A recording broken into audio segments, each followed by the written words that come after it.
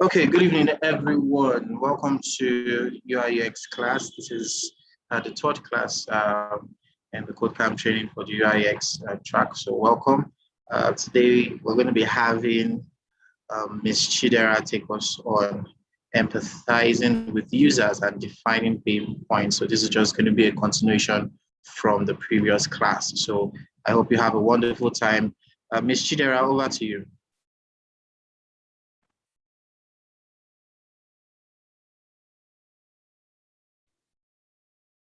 Okay, thank you very much, Ike. Hi, guys. Good evening. Like Ike said, my name is Chidera Okimizim, and I'll be taking today's session. I hope everybody is ready. I hope you're pumped. And I'd like to say that I want for us to be more interactive in this class. So, and also feel free to, call me back if I'm moving too fast or if you can't hear me or something.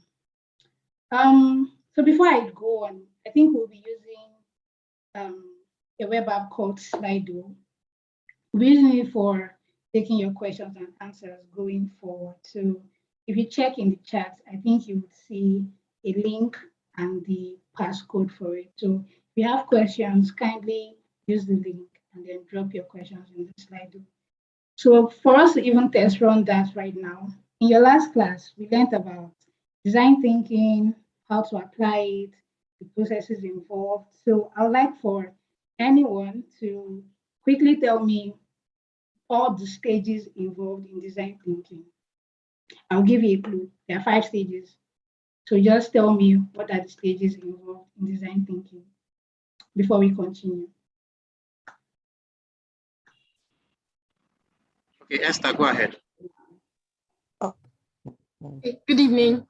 The 5 stages of design thinking is empathize, define, ideate, prototype, and test. Awesome. You're very correct. Yeah, so coming off that, we're going to be looking at empathizing today. We'll be doing a little deep dive into empathizing with users and defining pain points. All right, let's get started.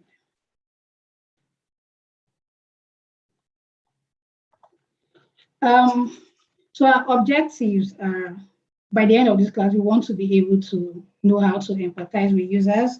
We want to be able to figure out their pain points, their frustrations, what's giving them issues, and then we want to use that information to be able to understand and to build out personas.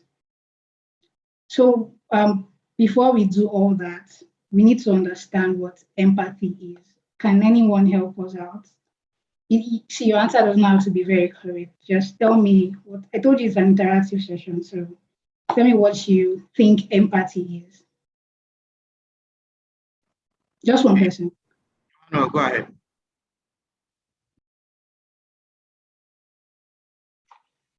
Hello? Hello, Emmanuel, go ahead. We can hear you. Go ahead. Okay. Good evening. Yeah, so empathy means knowing your users and problems, basically understanding them emotional and logical, and knowing their problems. Thank you, Emmanuel. That's what empathy means. Yeah, you're very correct. Yeah. That's even more correct than what I was going to say. So thank you very much. Empathy is the ability to understand someone else's feelings or their thoughts in a situation. Usually, empathy comes like first in the design thinking process. Like the answer we got. The first thing you need to do to understand your user, because it enables you to know who you are designing for, and what they actually need. You're not just guessing. You will get to know what they need, and you design towards that need. Normally, people will tend to confuse empathy with sympathy, so we'll just quickly try to differentiate the both of them.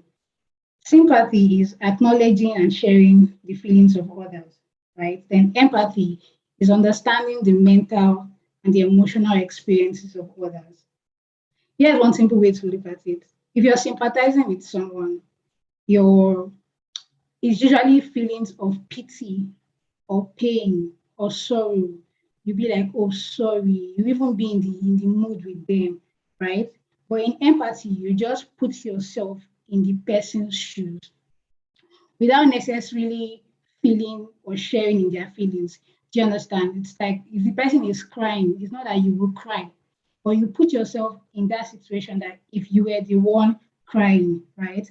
And then you start thinking about the situation that led to you crying, how you're now coping with the situation that is making you cry. You get, so that's what empathy is about. Empathy is just you saying, oh, sorry, it get better. I'm sure we get the picture now. So that's general overview of empathy. Now let's talk about empathy in design, in UX design. As a designer, empathizing with users will enable you to enhance the product you create because you experience the product the way your user does. Now, this is why you need to understand your user. Let's take an example. You meet someone for the first time, you will have assumptions about the person. Before the person even says anything, you will have assumptions about the person. You will think some kind of way, there'll be first impressions, right? So let's say someone meets me and the person tells me, oh, you don't look like you can dance. The person doesn't know me before. Just by looking at me, they feel like I don't know how to dance. But if the person, maybe we start hanging out, right? We start talking, start going out. The person takes time to get to know me. And the person will now realize that I can actually dance. So that initial assumption was wrong. That's exactly what empathy is in design. Rather than stay where you are and then say, oh, users need this, or this is how they are feeling, or let's just solve this problem for them. You go out there and ask the user how they're experiencing something. So you get, basically, if you want to create products that people will actually like and use, you need to get to know them, understand their needs, and understand their pain points. Okay, so how do we empathize? How do you even go about it?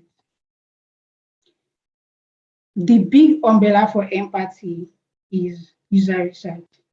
Like you cannot go anywhere without doing research. You can't, like nothing beats research basically. And last week I told you already, did a deep dive about research if you were in the class. So you need to go back and then look really into, because if you cannot research, you will not be able to find what you want to solve for. You cannot start just designing like, okay, well, I know how to use Figma, so let me just go and design something. No, you need to find out from people, and you do that by researching. One of those ways is field research and user interviews. So field research is if you want to, for example, if you want to go out to design an app for people that are ordering food, right? Field research is going to meet the user in likely scenarios, in places where they have experience with that product you're trying to create. So for me, if that was my goal, I want to do something in the food sector, I will go to places like the restaurants, right? I will go to ShopRite, places where people have interactions with food. If I want to do something for booking movie tickets, I'll go to the cinema and talk to people around there. That's what field research is.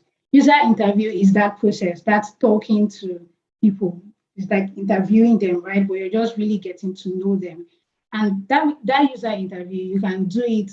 You can do it remotely, right? You can just the way we're using Zoom.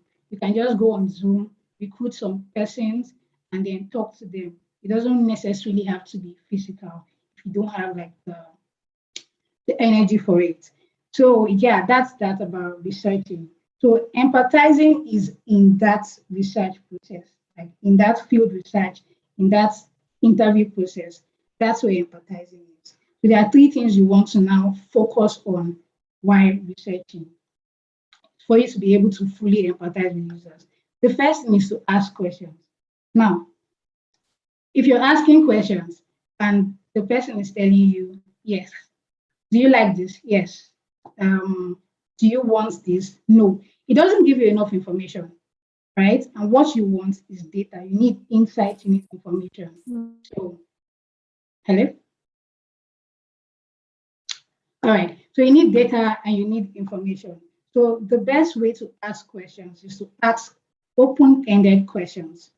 Open-ended questions are questions that begin with what, with how, and with why. What it will help you do is it to encourage the user to explain their answer. They will explain their thoughts. Instead of saying yes or no, they'll start explaining it and giving you like a broader picture of that particular scenario. Okay, so that's asking questions. For observing, so actions speak louder than words, right?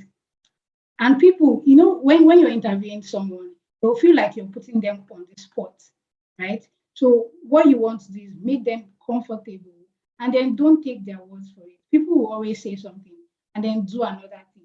So you shift your focus to the whole user, not just their words. Look at how they are reacting, look at their body language. If you ask someone something and they're like, well, chances are they have their answer and they're trying to change it. They're trying to look right. Okay, so you want to pick out all those other things. You need to pay really, really, really serious attention for you to be able to observe those things. It's not always easy, but that's the work of a researcher and a designer at large. Okay, then the next one is to get feedback. Getting feedback is like asking questions, but the difference is you ask questions for particular actions, for specific actions. You request explanation. So let me just give you an example.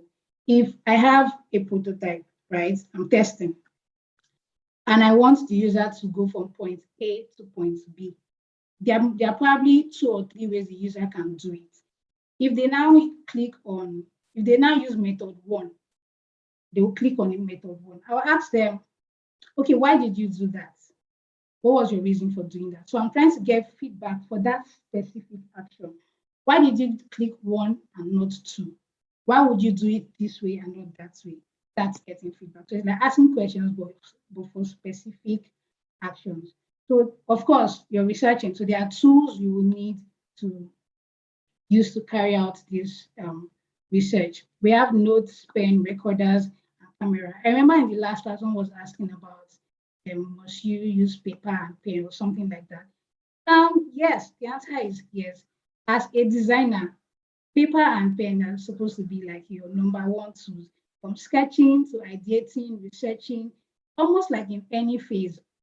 Anyway, up until the final hi-fi design, you need to just use paper and pen. It just helps you to quickly jot things down, to quickly get your ideas onto paper before you lose them, right? So imagine you're outside, you're asking people questions. If you talk to 5 people or from 5 to 10 people and above, by the time you come back home, you will not remember everything.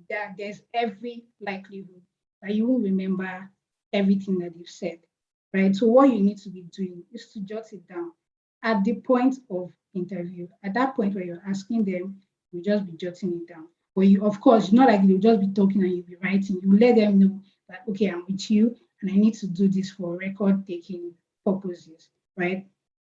And if you're not that kind of person, you want to really, because you need to observe, right? So you want to really be in the moment with the person. And writing down might seem like too much of a chore for you. That is where you have to use recorders and cameras, right? So you can just tell the person that, okay, you need to record this session. So you just use your phone, let your phone do the note taking for you. Turn on your audio recorder. Depends on the situation. You can go with someone, they can video, they can take pictures, whatever will be relevant, to get together all the data that you would need. Okay. So I should point out that before you do that, please ask the person's permission. You will tell the person that, okay, I need to do this for note-taking purposes. I will need to go back and refer to these data that I've collected. Your information will not be used in a compromised manner. It will be kept anonymous. Just get their permission. Don't go and start recording someone and the person will be like, why are you recording me? So you need to get their permission, get consent. It's very important before you do any record taking measures. Okay. Again, let me know if I'm moving too fast. Let me know. Just let me know if you understand at all. So from here, you've done your research, right? So you have loads of data, you have insights, you have information. How would you start organizing it? We'll do that by using an empathy map. So an empathy map is an easily understood chart that explains everything the designers have learned about the type of user. So once I'm moving to class. Okay. All right, let's slow it down a bit. You've gone out to research, right? You've asked questions, you've observed, you got feedback, so you have lots of notes, you even have recordings, you might even have pictures, right, of all the people that you've interviewed. What you want to do is to take it down, take it back home, and then to organize it. To do that, you will need an empathy map. So an empathy map is an easily understood chart that explains everything the designer have learned about a user. Designers, because it might just be you, might be you and your team. So this is an individual empathy map. This map is just for one person. I will show you, by the time you have 5 to 10 people, right, that you've interviewed, there's a different kind of way this map is going to look. But let's do a deep dive into this particular one, first of all. So we have the, well, anyone you want to call it, segment, quadrant, sections. That's what this is. The user is in the middle. So the thing is, you have captured what they said, things they thought, all their actions and how they felt about a particular experience. So you start taking from your notes, from your audio recordings, whatever, you start taking it down and start separating them, into these 4 segments. So under the says, for example, the say segment will capture what the user said out loud. Like it just contains words, basically. If you ask somebody, so why did you come down here to order food? They'll be like, this is the closest place. This is the closest place to my house. That is what they said. So usually in this say segment, you capture things in quotes. That means you're taking verbatim, word for word, the exact thing the user says. That's what you capture in this place, just the quotes. Anything they say at all from their own mouth, that's what you record here in the say section. So then in the think section will capture what the user is thinking throughout the experience. This one is not easy because we cannot be in their mind, but we can get a feel for it, okay? Another thing is this think section. Some things might appear in more than one place. If I just says and think, right? And that is totally okay. It must not fall into one place. You can switch it up sometimes. That is totally fine. I'm saying that you need to just pay more attention in these things session, right? You need to pay attention. They might not tell you what they're thinking, right? Just need to pay close attention. Hello? Okay, so you just need to pay close attention to understand how a user is thinking about a particular experience. Or you can ask them questions. What are you thinking right now? Because sometimes they'll just be quiet. Right? So you can ask them, a penny for your thoughts. What are you thinking right now? So you start getting that kind of information, because sometimes they might be reluctant to say something, but they're surely thinking something. Right. So on to this one is very self-explanatory. It's basically what they do, like actions and behaviors during the entire experience. What do users do? How do they do it? That's just what this one is about. Okay, I want to get food. What do I do? Do I call my friend? Do I go online to get food? Would I start going to a particular place? What do they do? How do they do it? That's just what DOS is about. Then the next thing we want to look at is the feels section. This one is just their feelings. For this one, it's easier for you to ask questions that will make them tell you how they feel. If not, you probably never know, and you don't have a lot of time with them, right? So you want to ask them, what excited you? It depends on what your scenario is, right? So you can ask them, so when you got here, what excited you? What pissed you off? If it was a place where, okay, let's say they used to get maybe a library, for example, So a public library. So you can ask them, how did you feel when you came here and you found out that there was no more space? You get, so the person can just start talking that, oh, I felt very angry because I left my house early, but yet there was no space. You get, so those kinds of things. You just ask them questions. That's, were you worried? How did you feel? They'll tell you. So that is where you just that down. So you might be thinking at this point, why do we need to do all these things? Why do we need an empathy map? Okay, first of all, let's look at that example. You know, I told you this is for one particular user. But if you have more than one, 5 to 10, for example, this is an aggregated empathy map. So this one will capture different all the users that you've interviewed, right? To capture all their individual thoughts. At this point, you don't really need to start marking who said what. You don't need that information. Don't make the mistake. What you need is what they said, how they were thinking, what they did, and how they were feeling during that experience. Okay, so this is an example of someone buying a TV. Now, this person is saying, I want something reliable. So what are they thinking? Am I missing something else? I want something awesome. That's how they are thinking.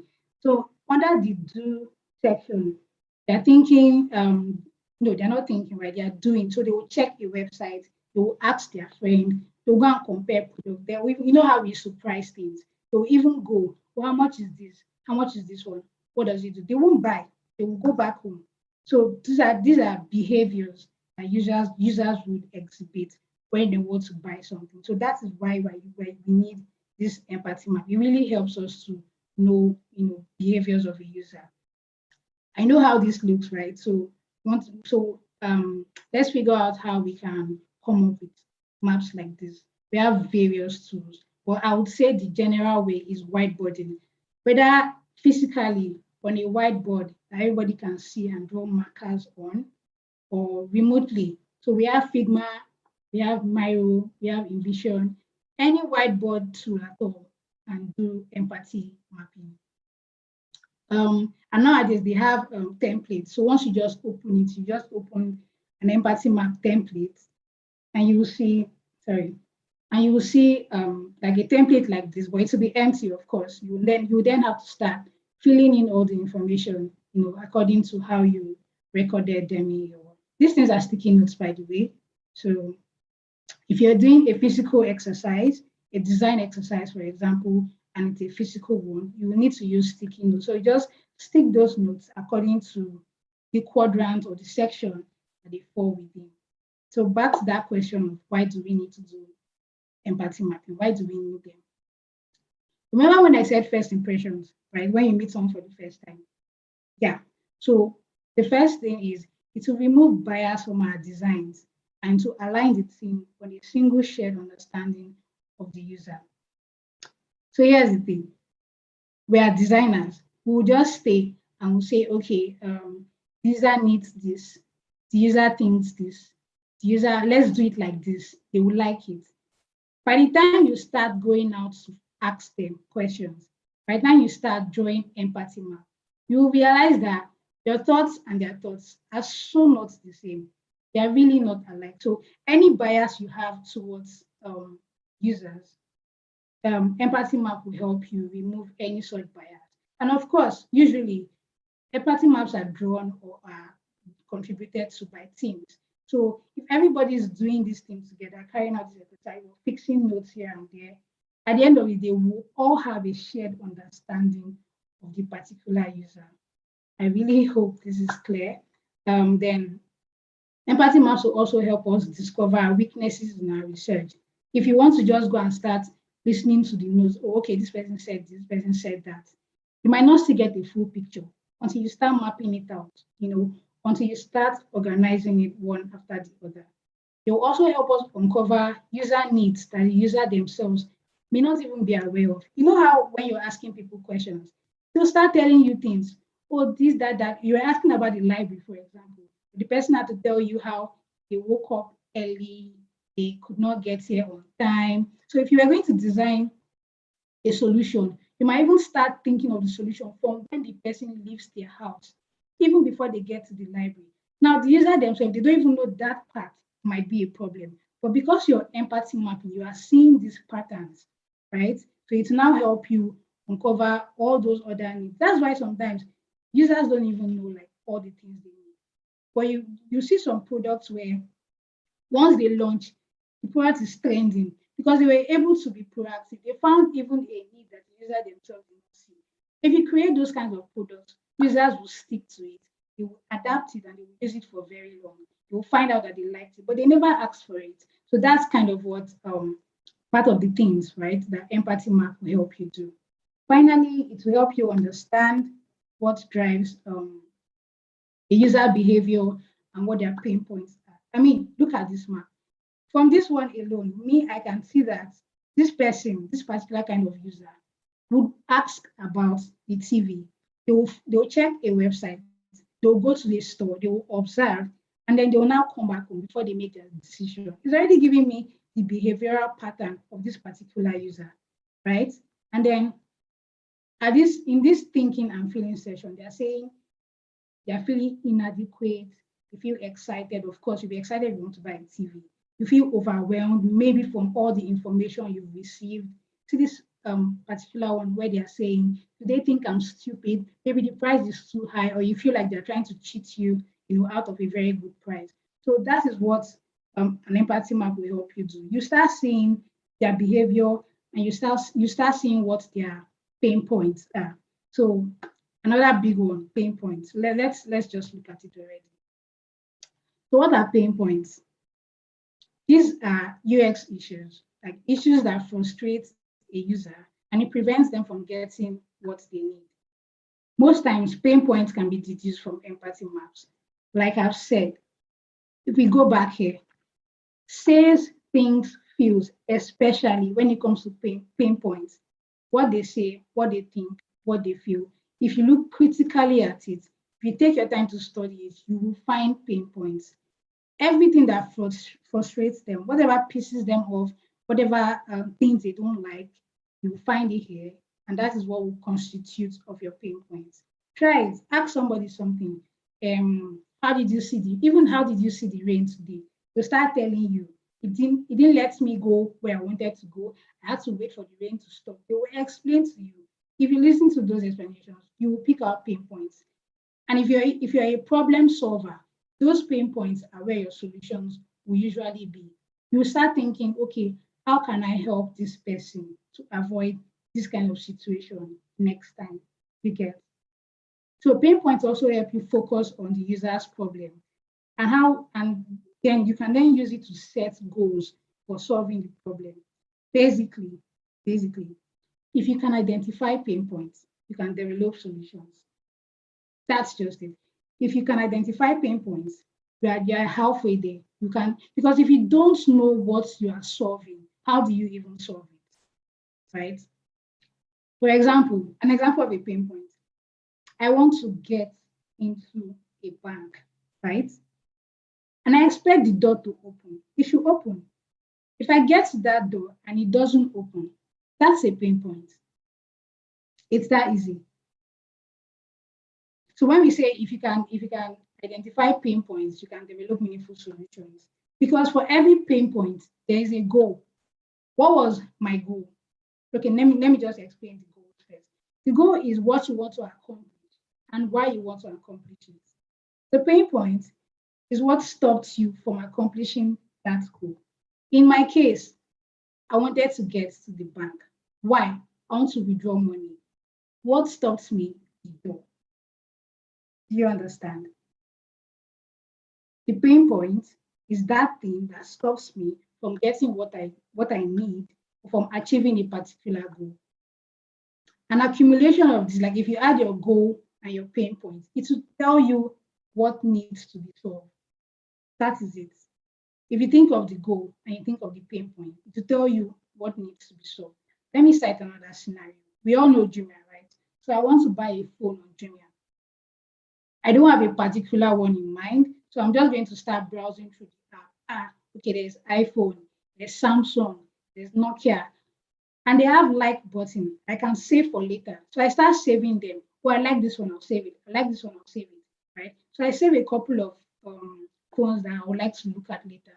I leave Jumia and I go and do other things. When I have the time, I come back to Jumia. Now I can't find all those things that I've saved. How do I make a choice? That's a pain point. If I cannot find all those things I've saved, I can't buy the phone because I have like 5 that I like and I need to compare. I need a place that will show me all those things that I've saved. Okay, so that's a pain point. At this point, I think I would like for you guys to tell me, give me examples of pain points. It doesn't have to be anything complex, right? Just think of something that will prevent you from getting what you need, from accomplishing a particular goal. So let's go, let's go. 2, 3 examples of pain points. Anybody? Okay, Andra, go ahead. Hi, good evening. Hello. If I actually understood what you said correctly, I think I would use an example of when I wanted to register for entry level in Polaris Bank. Yeah. If I type something in their form and I forget to maybe like I want to add my second phone number and I don't have it off heart, yeah. I'll go out of the Chrome to go and copy it. When I come back, I have to start afresh. Oh wow. Like the site just kept on crashing on me. I was frustrated. I had to open that site like 5 different times. I will fill up this place. It will go off. I'll come back. Like I was crazy. But because I'm in Nigeria and I need a job, I had to keep on trying and trying. I was like, who the hell built this site? God to just punish this person. Okay. So it was frustrating. So Thank is that an example of a pain point? Oh yes, definitely. You were trying to fill a form and you could not for some reason, right? At that point, yes, the site stopping you from achieving your goal. Exactly. Thank you very much. If you go off the site, when you come back, you start afresh. Like it's telling you, stay the fuck there, don't move an inch. Okay, let's mind our languages, please. Thank you very much. Thank you. Okay, thank you very much for that. I think I just really have to read this one on the chat. Someone said the pain point is Glow network while trying to browse the web. Does that count as a pain point? Are you kidding me? It does. It really does. Imagine I was in an argument, right? And we say, where's the capital of Senegal? The person is not seeing me, so let me quickly browse it and get my answer. And Glow will just strike. I'll be there. And the person will get the answer before. It is a pain point. It is definitely a pain point. Okay, James Chigozie, go ahead. Hello, James. Hello. Yes, go ahead. Good evening. Yes, good evening. I actually dropped the Glow pain point because I was trying to join the class when I arrived and it was terrible. The network was terrible here. At the end, I had to resub MTN before I could join. So that's why I added it as a pain point. Okay, so that means MTN is your joy point. Definitely. Okay, thank you very much. Maybe we can take one more. Yes. Dina. Yeah, let's do one more.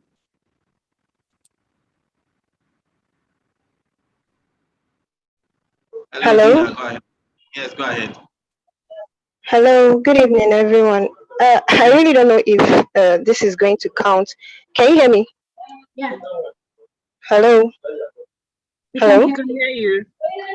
Okay, I said I really don't know if this is going to count as a pain point. For example, like there's this website I used to download movies from. So each time I'm on the website trying to download a movie, like there's this pop-up, like all these advertisements that used to pop up on your screen, like kind of frustrating you. Maybe you want to click on a particular movie, maybe a download button, and then it will redirect you to a totally different page. Like it's very, very frustrating. And then sometimes I even find myself like quitting. Oh, I'm done with this thing. So I don't know if that counts as a pinpoint.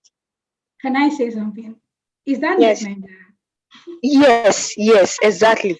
Yeah, don't worry, we've all been there. That is Yes, definitely a pain point. You're very correct. See, a pain point does not even have to be complex. As long as it's frustrating you from doing something, if it's stopping you from doing something, it is a pain point. And little things can even make people frustrated. It doesn't have to be true. It does not have to be. And like you said, most of these pain points, what they end up making us do is discourage us. We might not even want to continue with that process. That is how bad it is. So imagine you have a product that people always get tired of using because of the way they experience pain points. So yeah, definitely that's a pain point. I've experienced that. You want to download the movie and it's taking you to a bet platform. Did I yes, tell you that I want to bet? Right? exactly. Yes. Yeah, no, I get it. Sure. So Uh, that's definitely people are now giving me movies like FZ movies. Okay, all right. They will sort their problems later. Let's continue. So you've gone for research, right? You've gathered information, you've heard people say lots of things. You have notes, you have recordings, you have all that good stuff, right? You've taken it down, you've organized it into your empathy map. You've defined your pain points um, from that empathy map. You know how your users behave, you know what they say, you know how they're thinking about that particular experience. So how would you summarize all this information? Empathy, the research, the pain points, the goal. How would you summarize it? The best way to do that is to create personas, right? So in UX design, well, I say UX design because personas, they're not like a design thing only. Personas can be used in marketing, in business, in many other forms, but they might not be called personas. They might be called target audience. It really depends. But in UX design, personas are fictional users whose goals and characteristics represent the need of a larger group of users. See, you were out there, 5 people, 10 people, 20 people. If you want to do a summary, you cannot come and be explaining everything that 20 people said. Imagine you are in a team, you went out there to do your research, and this is time for you to start talking to your team about the research that you did. I cannot, if nobody has that, bandwidth to start saying person one, person two, down to person 20. Nobody has that time. So what we want to do is use personas to represent that large group of people that we hope, are our potential users. So personas encompass all the essential details about your users and to present them in a memorable way that everybody can understand, not just users. And that's kind of like not just designers. That's kind of like what I said.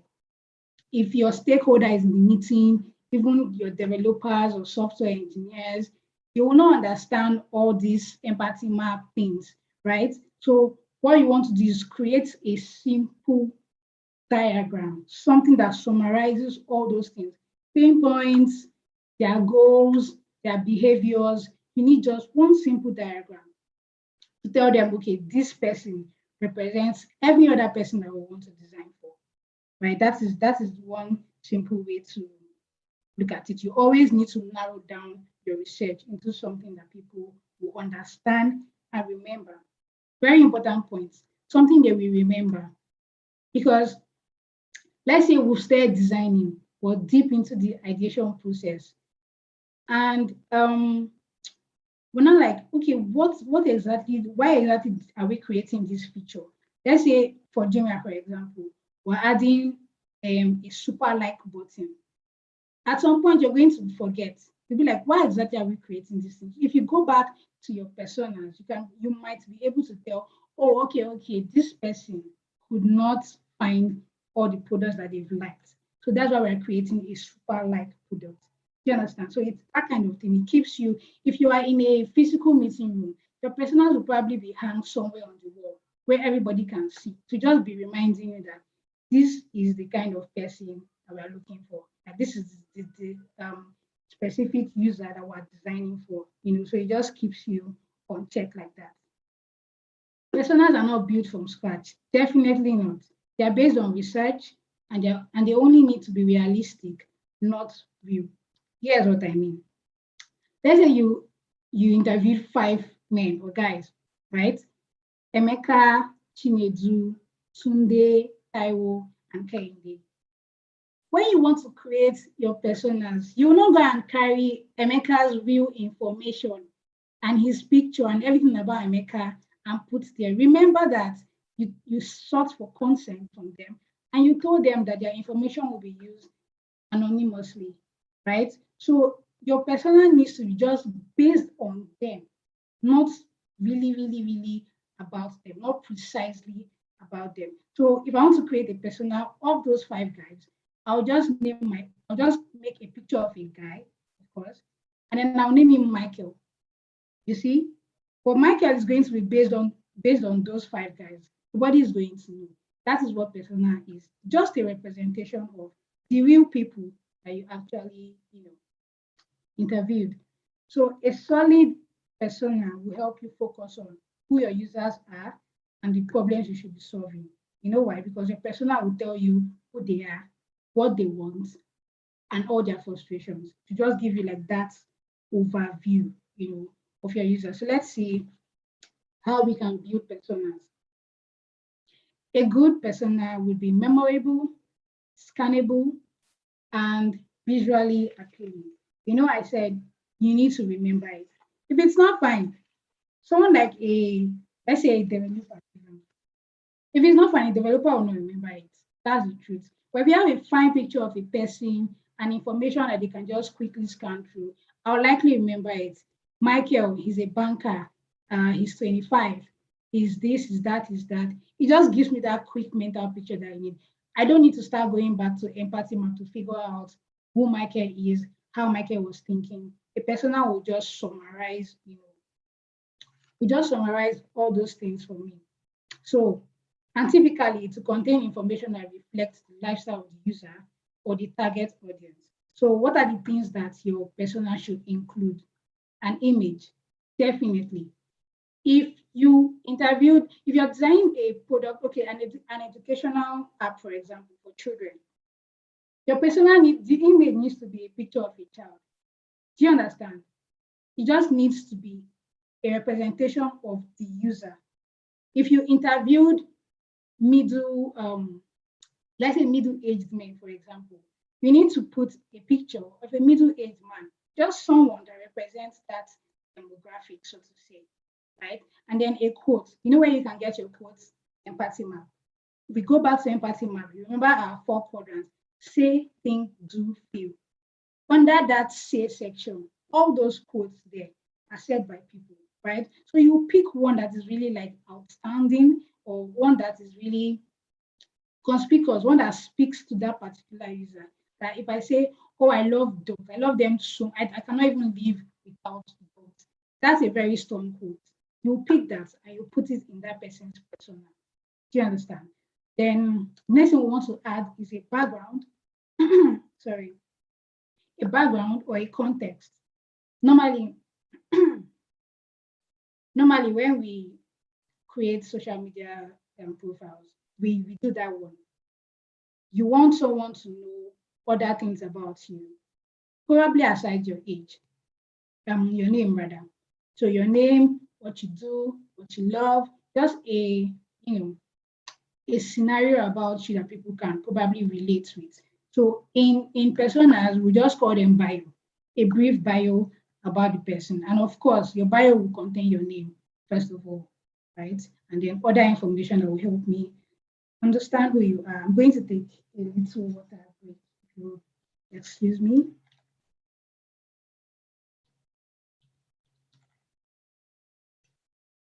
Okay. Then we'll move on to demographics. Demographic is basically kind of like geographical information or any other information that will help you get insights about a user. So we're talking about the person's age, person's location, the person's family size, their marriage status, for example, the number of children that they have. This demographic is it depends on what you're producing, what you're trying to create. Okay, if I was in a fintech industry, a banking industry, in the demographic, I want to include how much they earn, their savings or their budgets for the month, because that is what concerns me. That's what concerns the user in this context. If I was designing for a fashion industry, I will include things like their brands, where they shop, the brands that these users resonate with, to just continue to give me an idea of the kind of user that the person is. The next one is goals. We already talked about it. I said your goal plus your pain points will likely give you the need that you need to solve, like an unmet need to be solved for, right? That is where your solution lies. I feel like I need to go back to it a little bit. See, your goal plus your pain point give you an unmet need to be solved. If you can just figure this out, this is kind of probably where your solution lies. In most cases, the goal, the pain point will give you the need to be solved. So if you go back to our personas, we want to include the goals of that person. What are under goals? Because personas can be very different. We'll see an example in a bit, but personas can be very different. Some people will add motivation. Some people will add goals. Some people will add needs, right? But all those things falls under goals. It's basically what the user wants to accomplish, why they want to accomplish it.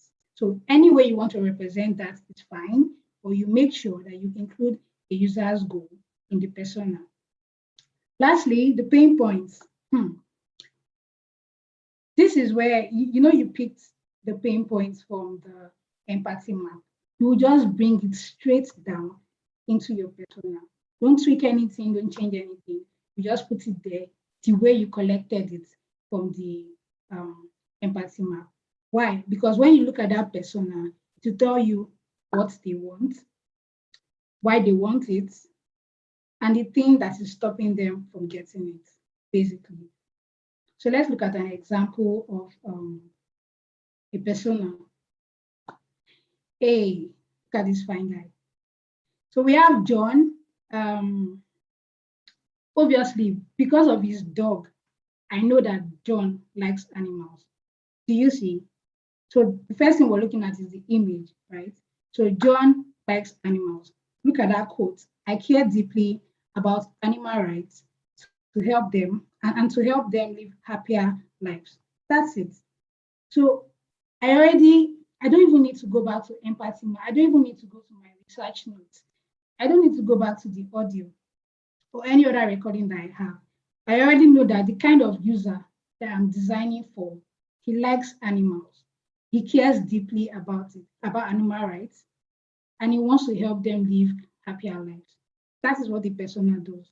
It's a very fine looking summary of all the hard work you've done from research to empathy, pain points, and then down here, right? So under demographics, we then have his age, his occupation, his income, his status, and his location.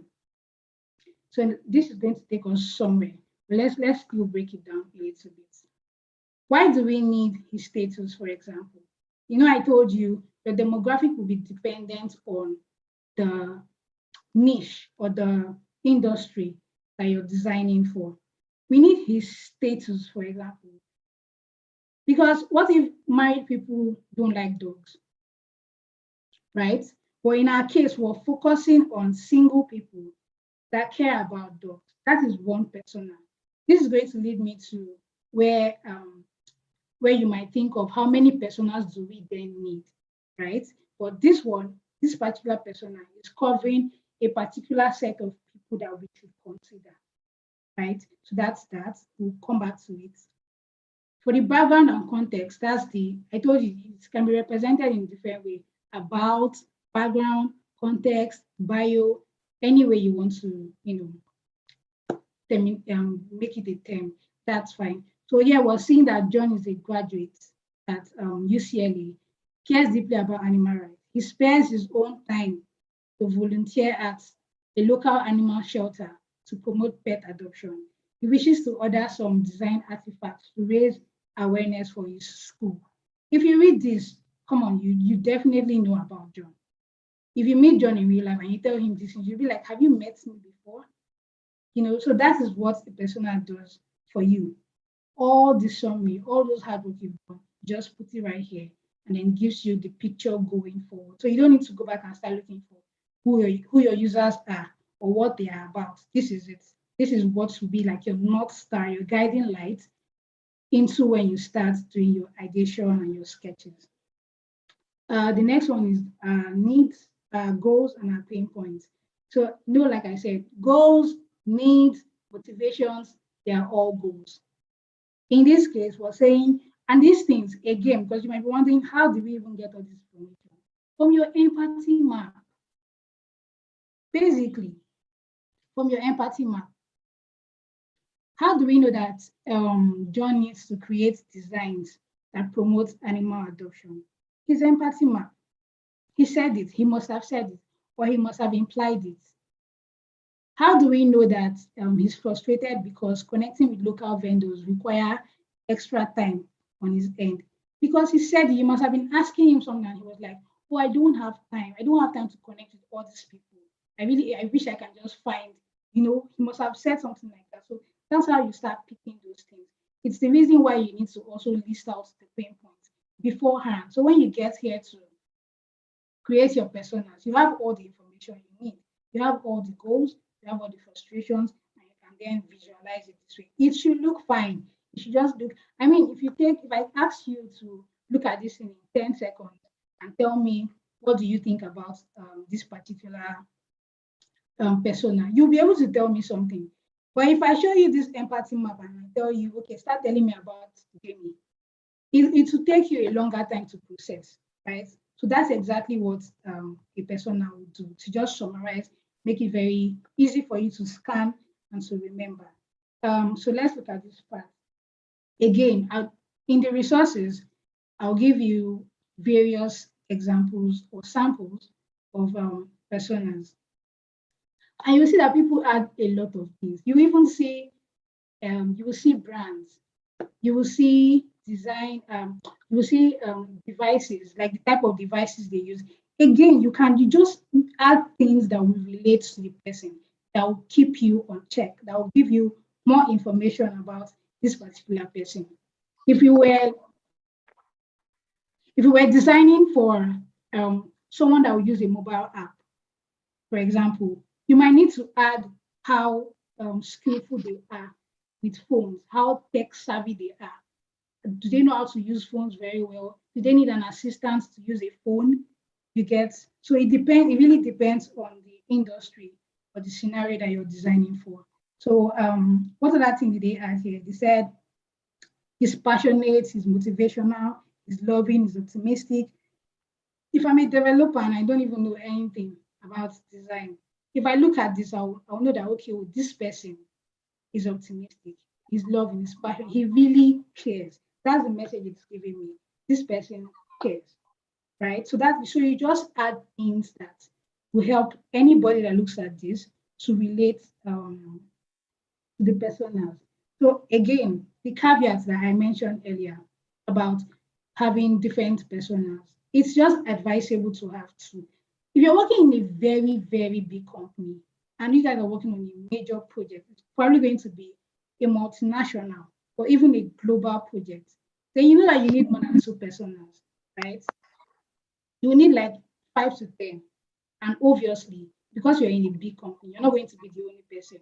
You have a team, and all of you put hands together to create all the separate personas.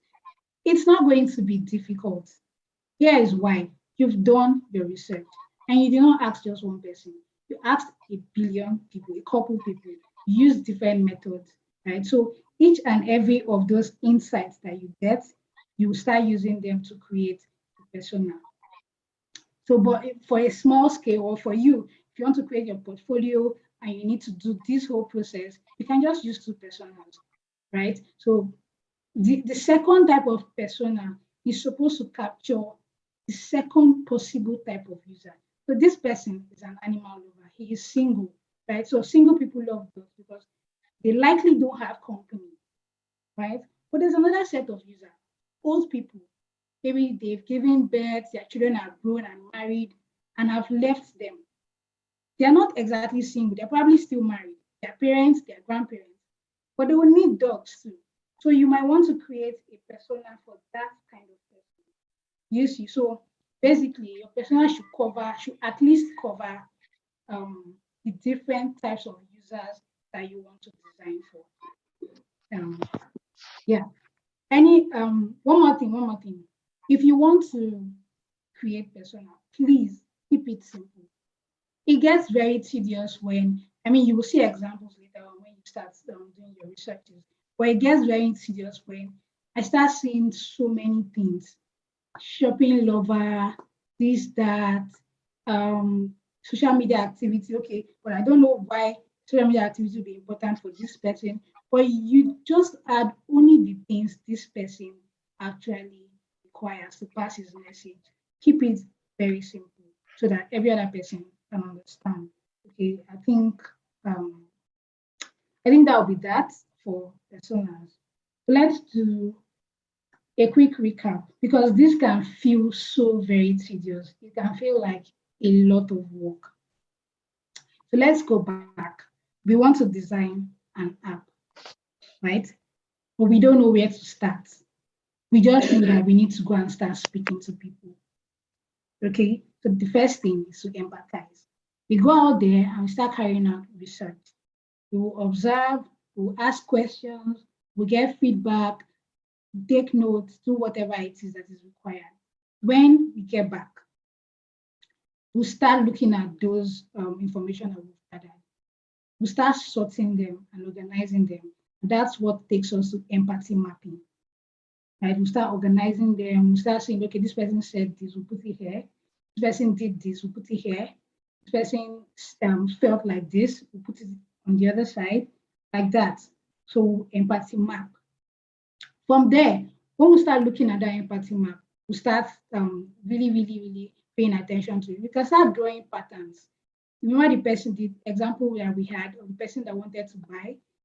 Just from that empathy map, I know that kind of person, they don't used to buy once. They will ask friends, have you heard of LG TV? Have you heard of Sony? Which one do you think is good? They will get their answer. They will still go to the store and ask whoever is selling, how much is this one? What does it do? Just from that map, I know that kind of thing. So from that empathy map, I can then decide that, okay, these are the goals of this user. This is what they want to do. This is how they've been planning to achieve it, right? And then these are their pain points. These are their frustrations. Okay, so now when we look at the pain points, what we want to do is listen, because we know we're building personas. So make the work easy for you. You have to list out these pain points.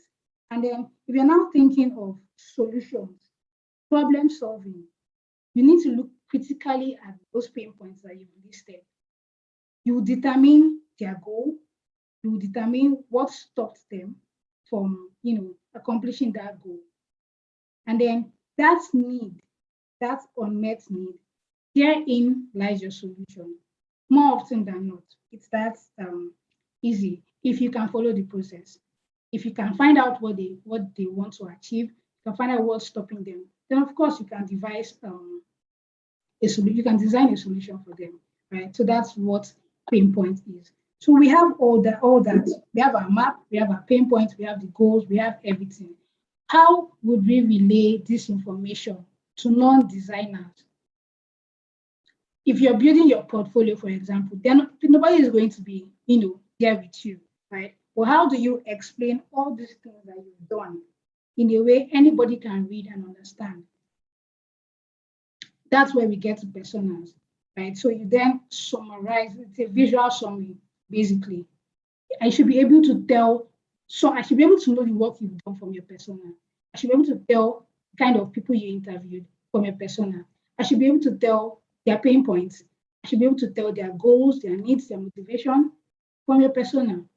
So from here, if you have your persona, you can then start saying, okay, we have John, and this is what we know about John. How can we help John? And that will be the next part of your class.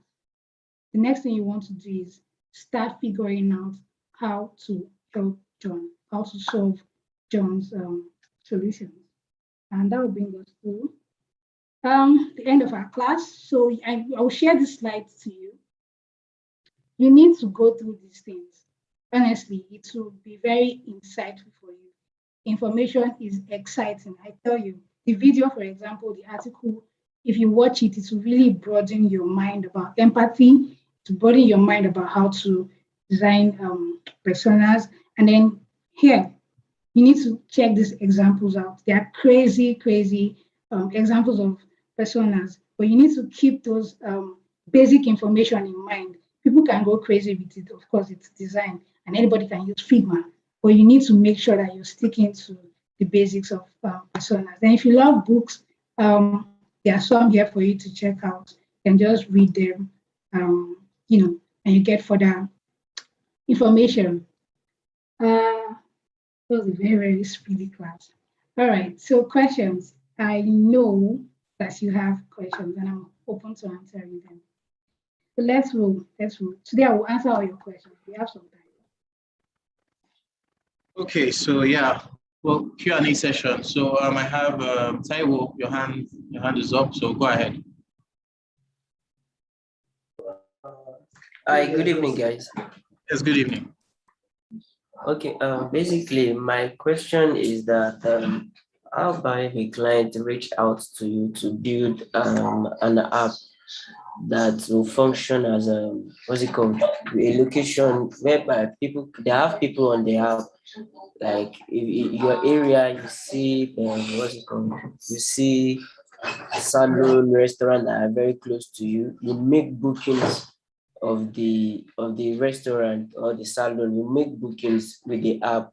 So now in that case, let's say the client is an international client, you not get to see him, and where they want to, the people, their main target is not where you reside. How do you go about that? The questioning, everything, how do you go about that? So I've just think about it, like thinking about different scenarios in my head, and I think I should ask the question. Thank Yeah, you. okay, I lost you. Yeah, hold on. I lost you at the very last part. Your client wants you to decide. You asked question about clients. Okay, should I come again?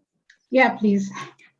Okay, I said how about scenarios, like in some cases whereby a client come to me that they want to build an app that has people that can make people sorry, let me rephrase that again, about an app that has different restaurants and salon on it. So you can make bookings, you can make reservation of the place, and you can also check those places on your map, like maybe you are close to a particular restaurant and the app you can make reservation since you are around there. So now my question is, and where their main target, like their main country target is not where you reside, how do you Yeah. go about the user empathy, the ideally, the design and the design mapping and all of that?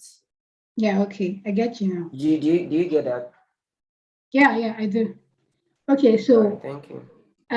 if you would recall, I said when you're carrying out research, it doesn't always have to be physical. Because I mean, look at, we're in a COVID situation where we could barely go out, we could barely meet people, but people were still carrying out research. How? They were carrying it out remotely. So I'll probably give you links to some of those platforms. But there's something called moderated remote testing, right? So basically, you would recruit users, or anybody at all. It depends. You just recruit people that will come on a session like this, like a Zoom meeting. You can use Zoom. and you can ask them questions. This is why your research questions is like the most important part, because it is from those questions you will get all the answers that you really, really need. Okay, so if you cannot go out to meet someone physically, if you're shy, for example, that is fine. You will send out surveys, you will go out, you will recruit people. There are platforms where, you can even pay to get people. In fact, just an incentive. When you're browsing on Twitter, for example, you can see someone say, if you would like to help me test this product, just click on this link. You'll be given 1.5 for your airtime. Just a quick incentive like that to get people to want to come on and actually answer your questions. People will be excited to do that. So yeah, if you're in a demographic where, or let's just say if you're in a location where you cannot go out, or the people around are not the people you're designing for, what you can do is to recruit people online from that particular area, okay? And then every other thing, of course, is going to be a breeze, because they will say something. If it's easier if you're watching them, even if it's not, it's like Zoom video, right? It's easier if you're watching them. If they say something, you record it. In fact, just record the Zoom. It's even easy. Record the Zoom session. Later, you can then take your time to go through it, okay? When you have all those recordings, of course, on your own, you can then start doing the empathy mapping and all that. The truth is, sometimes designers take it upon themselves to go through all this stress. Like you said, your clients will just tell you this is what they want to do, and that is it. But you, as a designer, you try to go through all these processes, so you provide more value, even more value than than your client thought you could provide. One of the reasons why I said we design empathy map is that it will help you uncover needs that your users might not even know. It will help you find out more things. So your client might think, okay, this is what we need. If you carry out that research, you can come and tell your client that this is what people are saying. So you guys may want to approach the solution from another perspective. But to answer your question in a very brief, a very concise way, it would be that if you cannot meet users physically, use remote testing. There are platforms online for that. You can use Zoom, you can send out surveys. People will be very happy, okay, to answer your questions. I hope that helps. Yeah, it does. Thank you. Okay, so yeah, thank you for that. Okay, we have, okay, Promise, go ahead. Okay, hello, good evening. Can you hear me? Yes, good evening. Okay, well, I wasn't actually in the beginning of the class because I was at work. In fact, I'm actually on my way home, but I have a question. When you have two users that are having opposing goals, and these two users are important, how do you reconcile the two opposing goals or features they would want to see, like when you are doing your interview or when you're creating a user persona? How do you now reconcile the two conflicting goals for your app? Yeah, okay. All right. That's a very good question. Very, very good question. And I would caveat by saying that this kind of scenario is easier when you are in a design team, right? So you see that empathy map. I feel like I should even go back to it. Give me a second. So you see this stage. This stage is very, very important. If I have 10, you're even saying 2, you will have a lot of people saying a lot of different things, right? What you want to do is to find a pattern, is to find matching. Let me see how I can draw an annotation. I hope you can see my screen. So let's say these people saying something. There are like 5 people that have probably said kind of like the same thing. Here's what we'll do. We'll map it, something like this, right? and we'll name it maybe specimen A. So at the end of the day, if you're having so many thoughts like that, you group each one into segments, specimens, whatever, right? Then you might have A, B, C, A, B, C, D. It depends. So it's really a very fun. If you watch the very first video in the resource attached, you might see like a fun session where people were really moving cards together, trying to group it. So that is what you do when you have um, conflicting goals, right? Like you said. So you just group these things into different segments like this, and then you can then start narrowing it down to more, right? So at the end of the day, again, let's remove textbook and theories, right? In a practical sense, at the end of the day, you might need to prioritize. Okay. I'm trying to think of a very good example. I'm trying to think of a very good example. But you just need to prioritize. If someone wants a way that they can, okay, let's use both. Let's use both. If someone wants a way that they can get from point A to point B, right?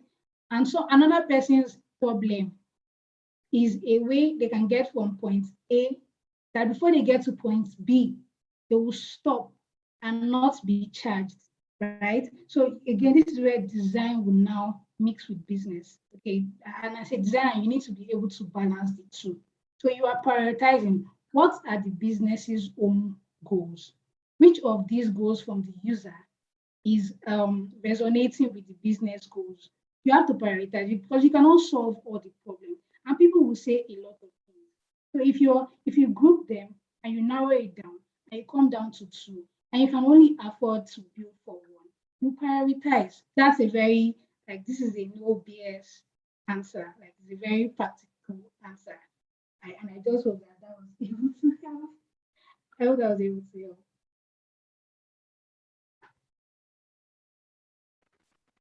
Okay, yeah, thank you for Can I that. add something? Sorry. Yes, please.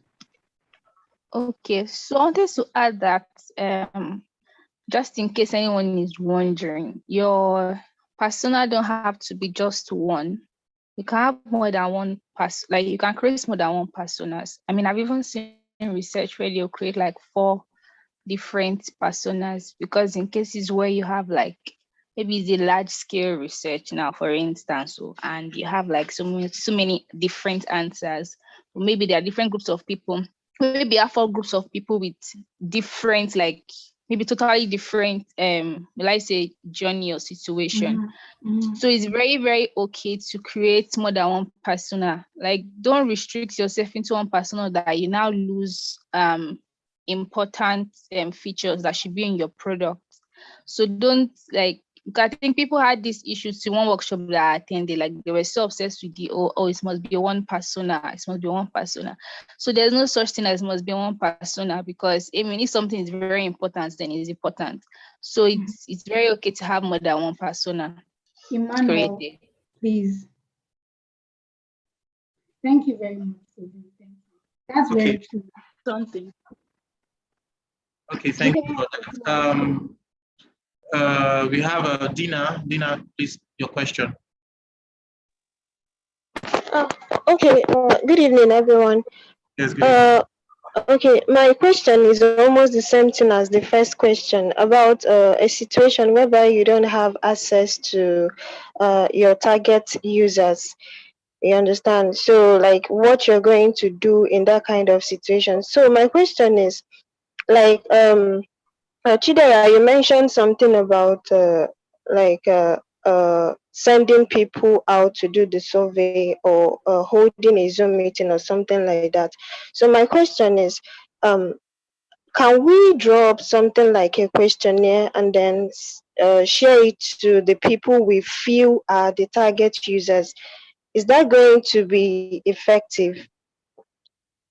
Like drawing up a questionnaire? Oh yeah, sure.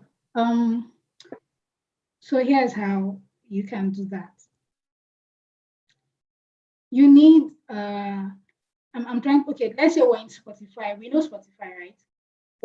in a Spotify team and want to design for foreign Spotify users. But we're in Nigeria.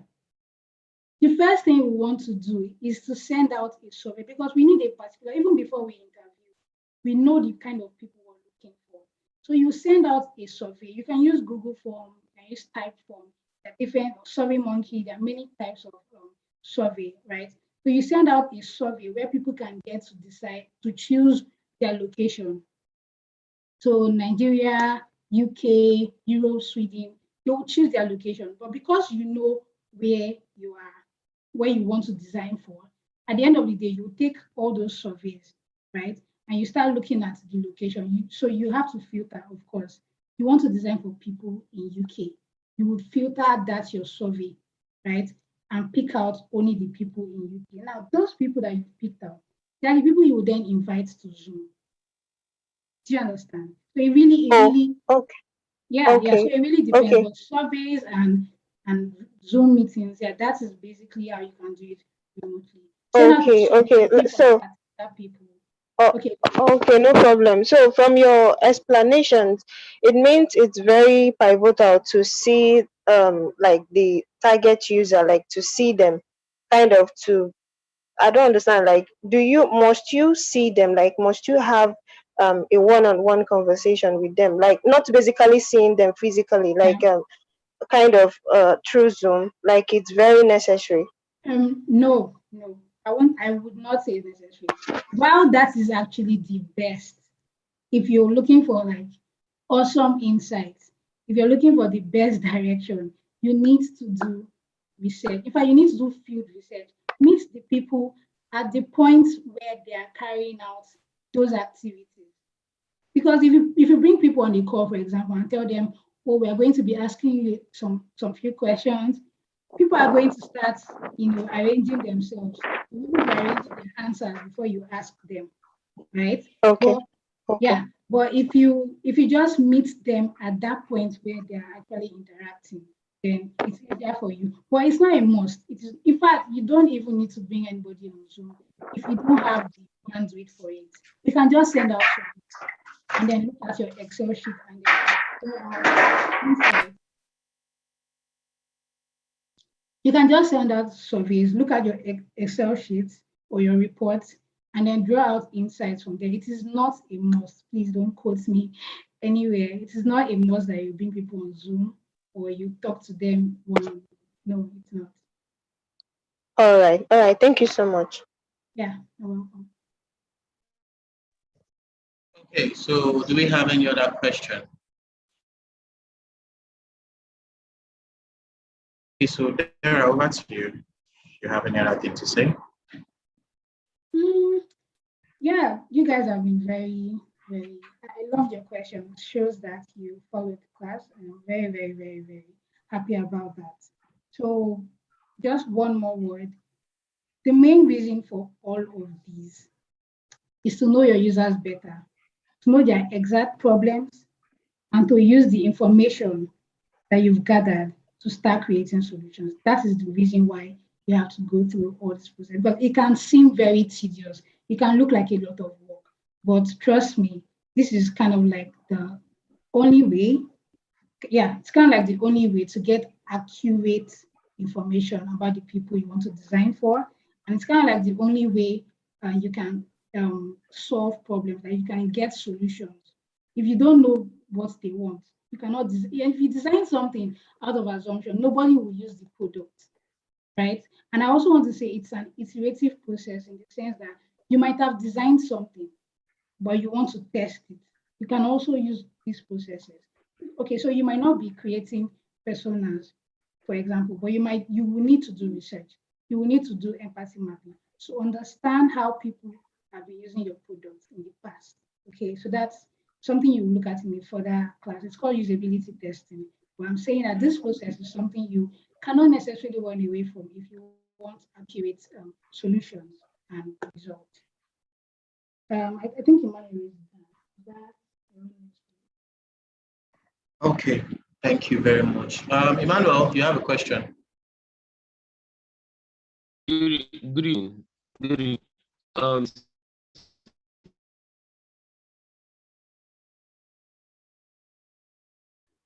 Emmanuel, we can't hear you.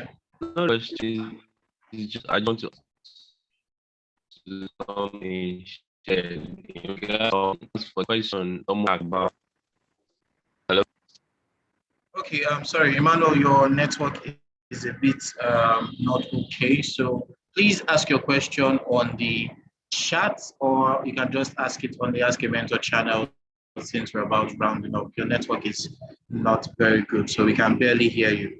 Okay, so in the absence of any question, I want to thank Chidera for the lesson of today. It was very insightful. I, for one, have actually learned a lot. So to everyone who attended the class, thank you very much. And look out for your assignments. It's your task assignment. It's going to be dropped on the channel, the stage 1 channel. So look out for that. And then the slide will also be available for you for your personal consumption. So this is me saying thank you very much for your availability and prepare to be moved to stage 2 for those who qualify, for those who move on.